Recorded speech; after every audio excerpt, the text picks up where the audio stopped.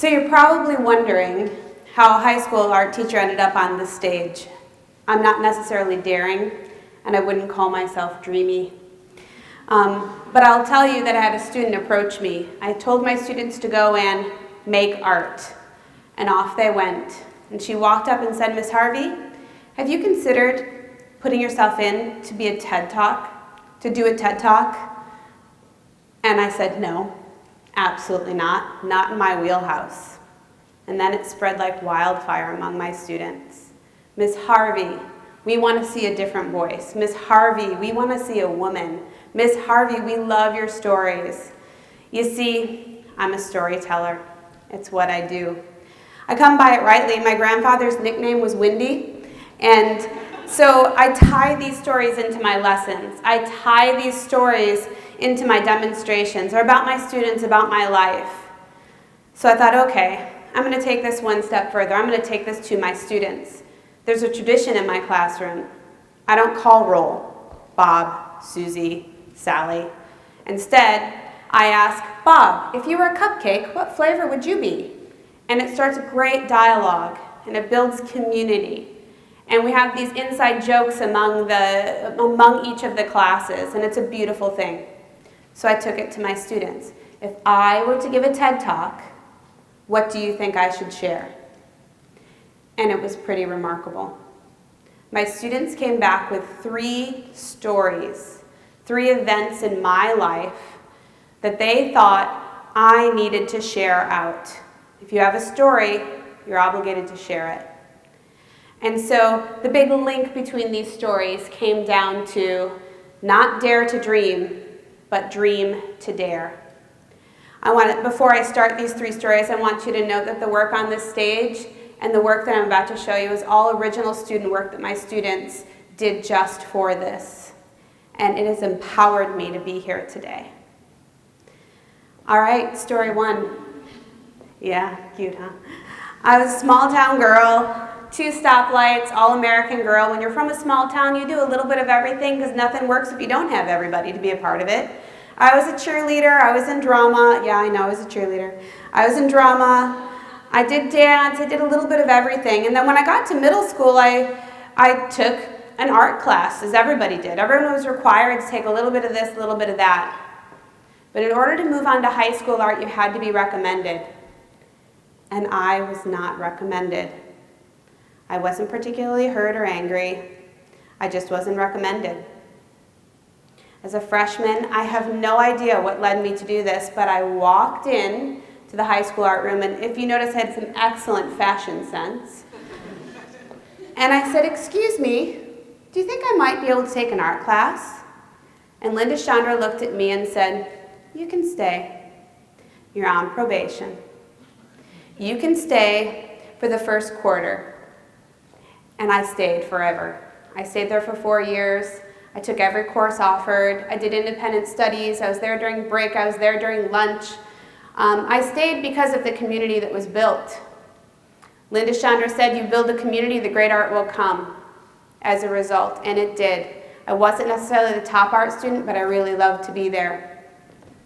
I'll say to you that my art room looks exactly like the room of Linda Chandra. I learned from the best. You see, great art education then is great education now. I went on to be a junior in high school, and I thought, I think maybe I'd like to go to college, maybe be a teacher. That looks like a good idea. And then I had this amazing teacher. You know what? Art teaching, that looks like a pretty good gig. And so I walked into my counselor's office and I said, "I think I'd like to apply to college." And he rolled back in his chair, put his hands on his big round belly, and laughed at me. "You shouldn't even bother. Your parents didn't go to university. You'll never make it through the first semester." I said, "Okay," and I walked out. And I applied to university, and I ended up going to the same school that my high school art teacher went to. I did great in college. I was a B student in high school. I got to college, and I killed it. And every time I made the dean's list, I photocopied it, and I sent it to him. And I said, "Don't do this to another student."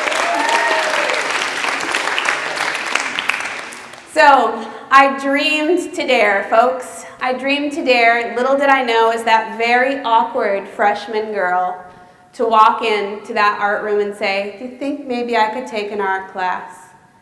I'm now currently the head of high school visual arts at an awesome international school in Singapore. I didn't know at the time, but it changed the trajectory of my life. Story 2. So I went to college, did well in college, and one day I had a car accident. I was a passenger in a car that rear-ended another car at 55 miles an hour. I walked away from the accident, and a few days later, there were ramifications. I was in a lot of pain. I finished college because I was the first person in my family to do so, and 3 days later, I had my very first surgery. Now remember, I'm going to make a long story short. Windy, remember him? And I'll tell you that 3 years, 3 surgeries, 260 pounds on this body later, and I had a 6-minute walking tolerance. That meant I could walk for 6 minutes with the assistance of a cane before I would fall to the floor. Doctors had told me, congratulations, Barbara Harvey, this is your life. It was dark. It was ugly. I certainly didn't like anybody I was around. I certainly didn't like me on the outside or on the inside. There was nothing pretty about it. And my knees, I got down on them. My swollen, painful, ugly knees. And I prayed. I was alone. I couldn't take care of myself. No way to financially take care of myself, and I didn't know what I was going to do. I lived in a state park. You know anything about state parks? They have these big boulders beside the road. I'm not sure if they're decorative. I don't know if they just got dug up and got plopped there, but they have these big boulders. So I got up in the morning, and I put my backpack on with a peanut butter sandwich, no jelly, I don't like jelly, water bottle in the back. At 8 a.m. I took off and I hit that first boulder, and I sat down, and I waited. Then I got up, and I went to the next boulder, and I sat down, and I waited. And where there wasn't a boulder, I'd sit in a patch of grass. For 4 miles around this lake, I got home at 4 o'clock in the afternoon. The next day I got up, and I packed my backpack, and I got up at 8 o'clock, made the same journey. This time I got home 5 minutes earlier. It was a beautiful thing. At the same time, I told the doctors I was no longer taking any of the medications they had prescribed to me. I was being pumped full of steroids, and it wasn't helping me in any way, shape, or form. And then I kept going, and I distinctly remember the day. I remember it vividly. I didn't have to pack a sandwich. I was home for lunch. And shortly thereafter, I remember the day when I walked 4 miles in 45 minutes. I'll tell you, folks, I didn't hate myself anymore. I didn't hate other people anymore. And I owned my life. They gave me a long list of can'ts, folks. You can't hike. You can't scuba dive. You'll never be able to wear high heels. You'll never be able to kneel down and look your students eye to eye. I'll tell you, I dared to dream. I dreamed to dare. I took my life back. Story 3. So after teaching at one international school for 5 years, I came to Singapore, and on the flight on my way to Singapore, I knew something big was going to happen in Singapore. I'm a single gal. I'm surely going to meet the man of my dreams. George Clooney was not waiting for me at the airport. So very shortly thereafter, I met the amazing faculty here at SAS. And many of them had adopted internationally. And I knew what I was supposed to do. I knew where my path was going. So I spent 2 years doing my research. And on May 9th, 2006, I took a personal day.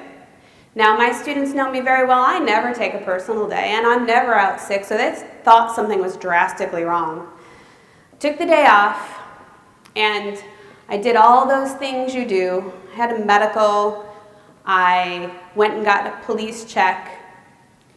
And I know that because the very first papers I have are stamped May 9th, 2006.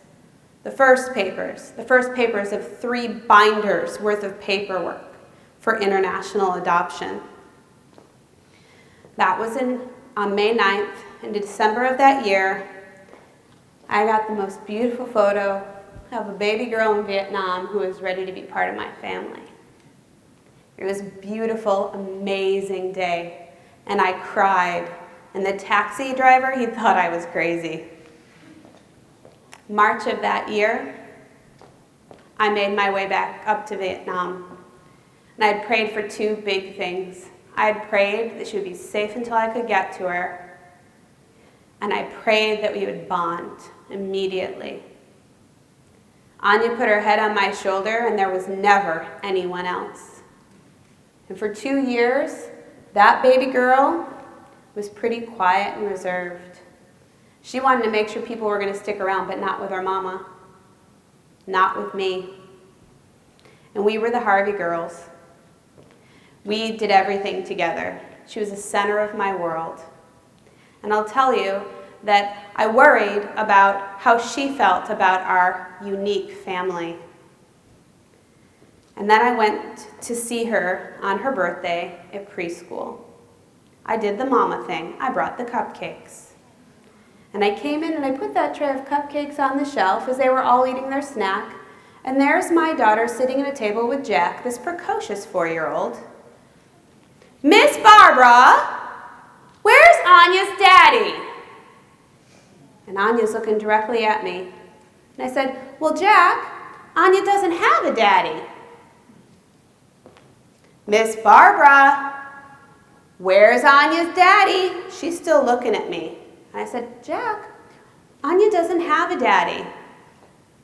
So his popcorn is streaming down him. At this point, he stands up. There's popcorn everywhere.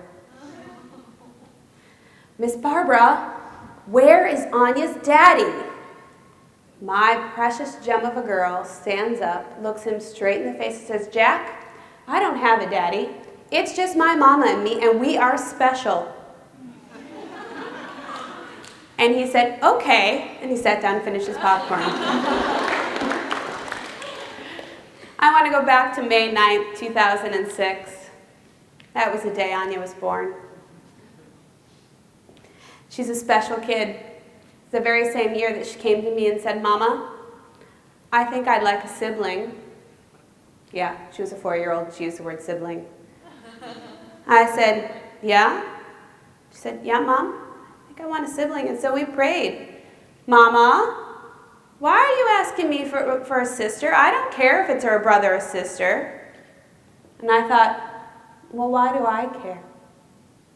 See, in Singapore, adoptions are usually done among the same race and very rarely to single parents. And I thought, you know what? We're going to give this a try. So we put our names in. And when I said that race or gender weren't important to our family, I got a lot of, are you sure? So we continued on. I did have my greatest parenting move ever. I got her a brother and a sister. Samson and Delilah were peas and carrots to her. But I'll tell you, every time that I thought that maybe this isn't going to work out, she'd ask me again. And she prayed for it every night. We continued to have our adventures together. She asked and asked and asked. And I want to tell you that that quiet little girl that I talked about before wasn't quiet anymore. She twirled her way from one end of the scroll to the other. She often would sing at the top of her lungs from one end to the other on her way down, and she didn't care who was looking. She was her own person. She knew who she was. And then we made our trip back, our home leave back to the United States, as we always do. And when we got back to the U.S., we always went back to that same state park that I walked around. And we would spend the time, and I'd smile at those boulders as I went by this time, like, oh, I got you. And while we were there, 10 days in, I got the call. Baby boy was waiting for us back here in Singapore. I swooped her out of bed, said, your brother's waiting for us in Singapore. I threw on her flip-flops. We were on a plane. We arrived at midnight, and he was placed in my arms at 9 o'clock the next morning. When I passed him over to his sister, she looked at him, and she said, I've prayed 4 years for you, and God has answered my prayer. My kids are peas and carrots. There's no one on this planet that can make that little boy laugh the way she does. No one makes him smile or wink the way she does. No one is more protective of that little boy than she is. He is her greatest joy. Our family is complete. Little did I know that that was the missing piece. Now I'll tell you that not too long ago, I was walking down the hall, and my daughter said, Mama? And I said, yes, babe. And she turned to her friend and said, see, she is my mom. And the little girl said, but you don't look alike. And Anya said, well, we're the exact same on the inside. And when she dyes her hair, we look a little bit alike on the outside. You see, folks, it's really that plain and simple. This is what family looks like. And it's a beautiful thing. Remember those 3 points? I dreamed to dare for a family. And it didn't matter what it looked like. I dreamed to dare when I walked into that art room. I want to tell you, Linda Chandra told me later, anyone who had the guts to walk in and say, excuse me, can I take an art class, was going to get the answer yes, and I can tell you the same thing's true with me. I dreamed to dare for every one of my students. I dreamed to dare for me. I dreamed to dare for my life, that I could stand here today.